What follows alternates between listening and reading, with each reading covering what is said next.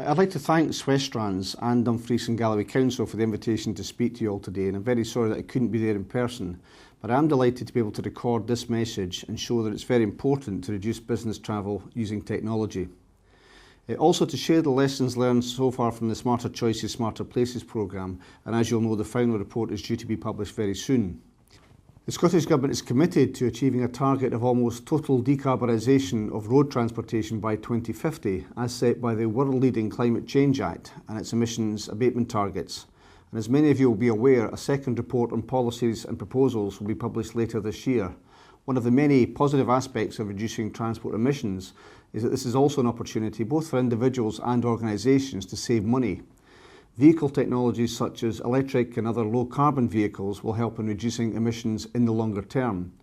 But LCVs don't offer the whole solution, and other measures are also going to be extremely important, especially in the shorter term. In particular, given the ongoing developments in communications technology supported by the Government's digital strategy, there is an ever-increasing potential to avoid travelling while maintaining productivity. The Government's also committed to delivering next-generation broadband to between 85% and 90% of premises in Scotland. We'll also put in place measures to ensure a significant uplift in service can be delivered to the remaining 10 to 15%, for whom delivery of broadband at this speed will not be possible, including those areas where there is currently no level of service. Significant public sector resources are being committed to the rollout of next-generation broadband in Scotland, and to date the Government has identified around £240 million of public sector funding towards this. 3 local authorities in Scotland, including Dumfries and Galloway, have already identified a combined total of £40 million for broadband investment in their own areas. More and more organisations are finding that teleconferencing and video conferencing can save considerable time and expense, as well as carbon. Other options such as webinars are becoming more popular and more widely used. And at the recent Choose Another Way website launch, delegates heard how BT were using technology to allow home working for call centre staff. You may be interested to sign up for the webinars hosted on the Choose Another Way website, which covers sustainable transport choices. We need to offer all the people of Scotland a viable alternative to single occupancy cars for journeys, whether reducing travel or making choices that are more sustainable environmentally, socially and financially. The lessons learned from Smarter Choices, Smarter Places will help us achieve this across Scotland, and we already know that it's not a one-size-fits-all solution, and that we have to consider the needs of the local community when we're planning travel and transport. Community engagement and buy-in is important both for infrastructure changes such as cyclepaths and associated behaviour change initiatives and messages. When we've built new infrastructure or improved a bus or train service or started a car club, we must then tell people about it. The car industry spends significant amounts on marketing their products. We should take that lead and market the whole transport package and inform everyone of the alternatives. SCSP had a mix of infrastructure and marketing initiatives which were tailored to the different communities and individuals in them. Simple ideas such as local walking or cycling maps can encourage people to change to active travel. Ideas such as showing walking times as well as distance on signage and in leaflets can act as an incentive to encourage uptake.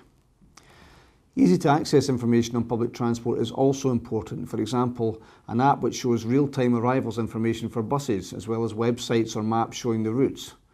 Organisations can also help by giving staff and visitors active travel directions to their buildings. Travel planning can offer cost savings to both individuals and to organisations, and that offers a level of dialogue between local authorities and their residents not tried before.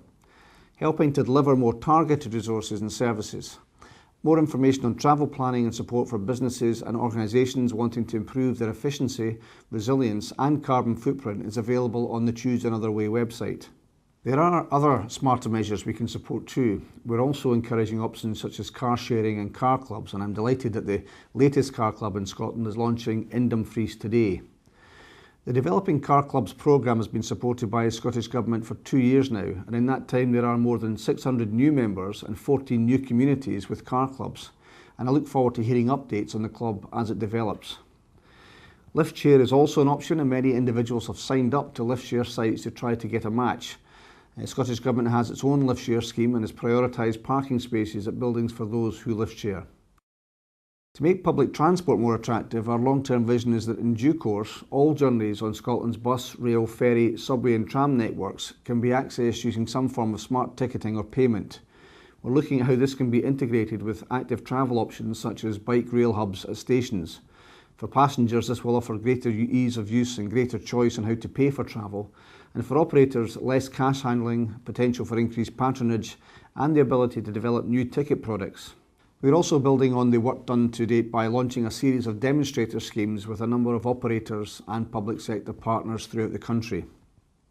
Smarter travel can involve the efficient use of vehicles. Scottish businesses and individuals can make also substantial savings through fuel-efficient driving. Driver training has been found to reduce fuel consumption by potentially up to 15%, equivalent to saving 2 months' fuel per year. The other win from this is that fuel-efficient driving is also safe driving. Businesses and other organisations can benefit from advice on this and other smarter measures from the Energy Savings Trust. EST also administers a low-carbon transport loan fund on behalf of Transport Scotland. This makes available interest-free loans to support the investments and facilities that might be necessary to change current practices and reduce carbon, for example, video conferencing equipment or cycle parking. Active travel has a central role in smarter travel, and the government, of course, is encouraging people to drive less and to walk or cycle more for shorter journeys. There are, of course, well-known health benefits from being active regularly. The SCSP projects allow new ideas to be tested, such as the Dumfries Bike to Go hire scheme, and linking these with park and choose sites to integrate all modes of travel. The government's also committed to the ongoing development of cycling infrastructure, and we recently announced an extra £6 million for this, with all local authorities in Scotland able, if they wish, to submit match funding bids to Sustrans for community links in their area. There'll also be an increase in funding for on-road cycle training for children and for the Give Me Cycle Space campaign through Cycling Scotland. As the local Smarter Choices, Smarter Places projects progress, it became clear that very strong partnership working across both public and private organisations is key to delivering improvements in local areas. For example, the linking of the Smarter Choices, Smarter Places and Healthy Weight community projects in Barrhead allowed the local authority and NHS staff to work successfully in partnership under one banner in Go Barrhead. Having local management data is critical both when planning a project and to evaluate the outcomes. Provision of resources for collection of this data needs to be included at the project planning stage. The Smarter Choices, Smarter Places programmes set out to test investments in smarter choices, and it has wide-ranging benefits including health benefits, environmental benefits and significant economic benefits. And these include increasing footfall, increasing the value of residential and commercial property and attracting new businesses to the area. I'd like to thank all those who helped in the delivery of the Smarter Choices programme. I hope you find the rest of the day both enjoyable and informative, and I look forward to hearing the results of your delivery efforts in the communities.